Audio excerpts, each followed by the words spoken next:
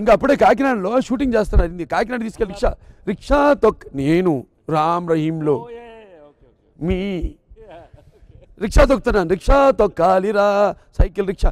ఇంకా అప్పుడే కాకినాడలో షూటింగ్ చేస్తున్నారు. కాకినాడ తీసుకెళ్ళి రిక్షా నేను రామ్ రహీంలో మీ రిక్షా తొక్కుతున్నాను. రిక్షా తొక్కాలిరా cycle rickshaw.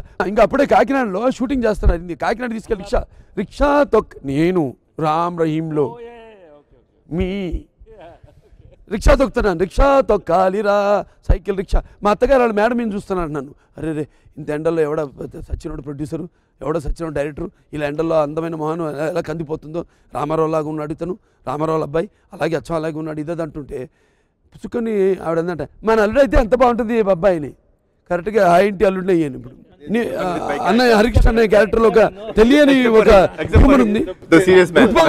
Character Vennela Kishore. There is entertainment in that. There is entertainment in B.S. Subbarau's role because I have acted in B.S. Subbarau's direction. I was the lucky one. Me and your father Ram Rahim. మీ నాన్నగారు రహీం చేశారు, నేను రామ్ చేశాను. Because of sentiment. C అవన్నీ పెట్ల అన్ని తీస్తే బోల్డ్ అంత ఉంటుంది.